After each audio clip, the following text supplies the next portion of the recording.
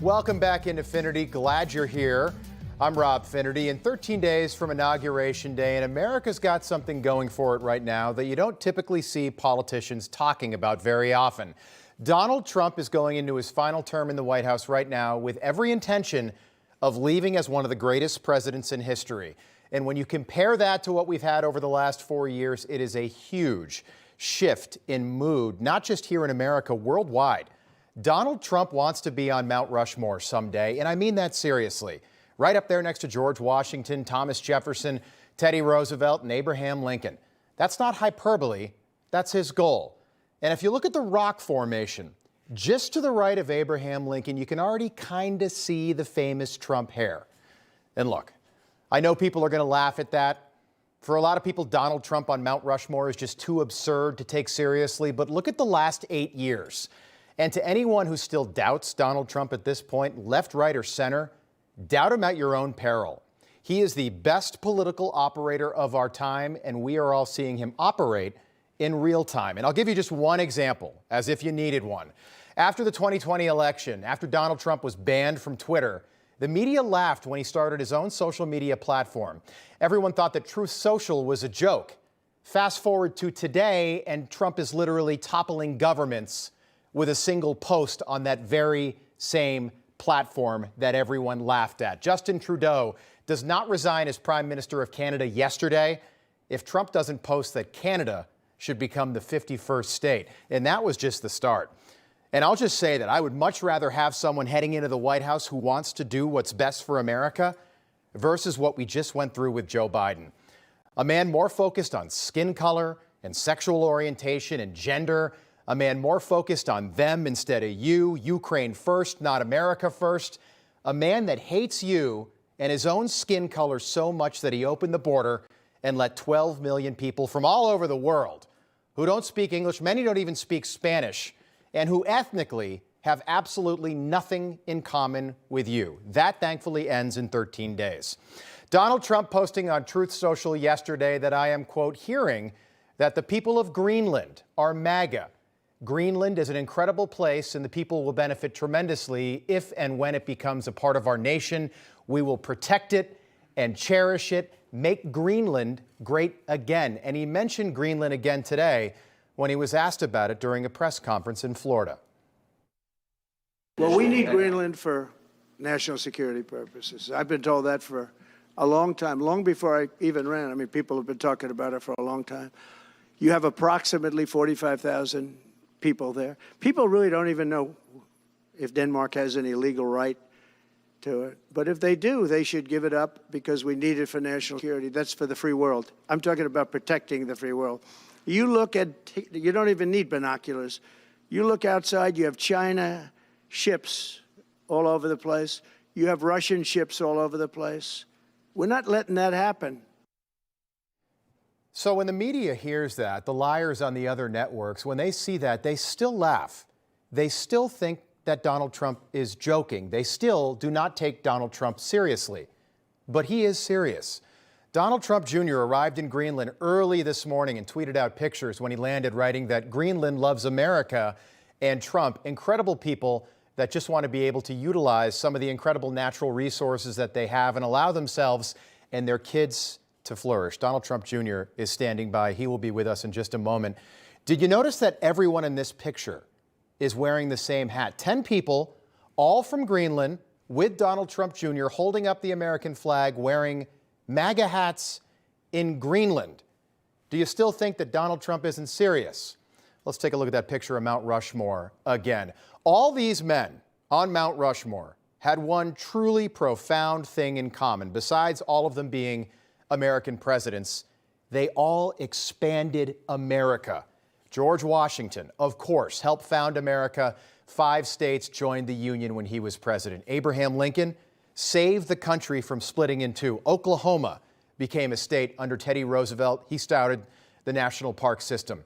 But in 1803, Thomas Jefferson doubled the size of America in a day, buying over 800,000 square miles from France for just $15 million. That's about 4 cents an acre. Pretty good deal. But Jefferson was criticized by the same people criticizing Donald Trump right now.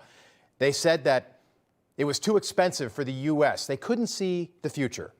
Today, 16 states are part of the Louisiana Purchase. And in America, we call that manifest destiny. Back to Greenland. It's almost the exact same size as the Louisiana Purchase, just over 800,000 square miles, bigger than Alaska.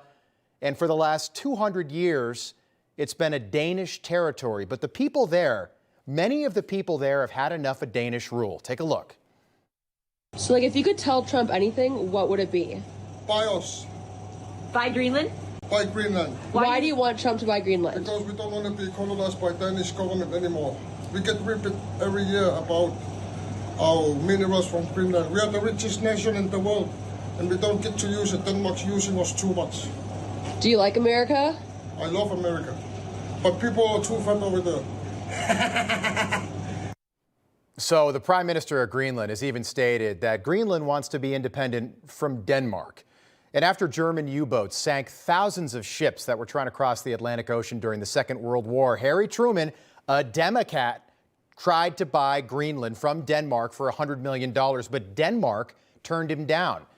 Back then it was about Germany. Today it's about China and Russia. Today it's about beating China and Russia to an island that has major strategic value and more natural resources than almost any other place on the map. Take a look.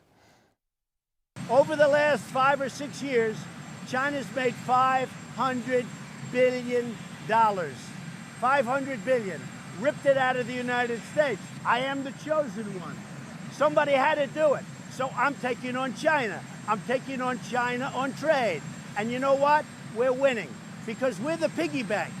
We're the one that all these countries, including the European Union, wants to rob and takes advantage of. I was put here by people. I was put here by people to do a great job. And that's what I'm doing. So what happens now? Well, this is just a first step. The Prime Minister of Greenland said that Greenland is not for sale, but to Donald Trump, everything is for sale. And this could happen. Greenland becoming a U.S. territory makes a lot of sense for a lot of reasons. Let's go back to Mount Rushmore. Teddy Roosevelt, who's on Mount Rushmore, ordered the construction of the Panama Canal in 1904. 10 years later, it opened up, and it was run and maintained for 75 years by the United States until Jimmy Carter sold it back to Panama for $1. Jimmy Carter, who just like Joe Biden will never be on Mount Rushmore. And now Donald Trump wants it back. Listen. We need them for economic security. The Panama Canal was built for our military. I'm not going to commit to that now. It might be that you'll have to do something. Look, the Panama Canal is vital to our country. It's being operated by China. China. And we gave the Panama Canal to Panama. We didn't give it to China. And they've abused it. They've abused that gift. It should have never been made, by the way. Giving the Panama Canal is why Jimmy Carter lost the election, in my opinion, more so maybe than the hostages. The hostages were a big deal. But if you remember, and nobody wants to talk about the Panama Canal now because, you know, it's inappropriate, I guess, but because it's a bad part of the Carter legacy. Yeah, a lot of it is. And if you're willing to look, you can see what Donald Trump is doing. A lot of them might seem crazy or unrealistic, but it's not. We're all just so used to losing. We're also used to America last that it feels a whole lot different when someone comes in and says, hey, cut it out. America first, finally. Which brings me to Mount McKinley in Alaska. It's the highest mountain in the Western Hemisphere, beautiful mountain. And for 100 years, this massive pile of rock, earth, and snow was named for our 25th president, William McKinley, a Republican, until Barack Obama ordered the Department of the Interior to officially change the name from McKinley to Denali because apparently the native people there, who are Americans now, call it Denali, which is crazy, by the way. Imagine if some president 100 years from now started renaming things named after Barack Obama. It would be ridiculous. But not when Obama does it. The media loved that. But now Donald Trump has a new idea for the Gulf of Mexico. We're going to be changing the name of the Gulf of Mexico to the Gulf of America, which has a beautiful ring that covers a lot of territory. The Gulf of America, what a beautiful name. You think he's kidding. He is not. The Gulf of America has a nice ring to it. And I think he's serious about that too. If we can rename things. Why not continue what Barack Obama started in 2015? Negotiating tactic number one in The Art of the Deal, Trump's bestseller in 1987. Think big. Donald Trump is, and the rest of the world was just put on notice.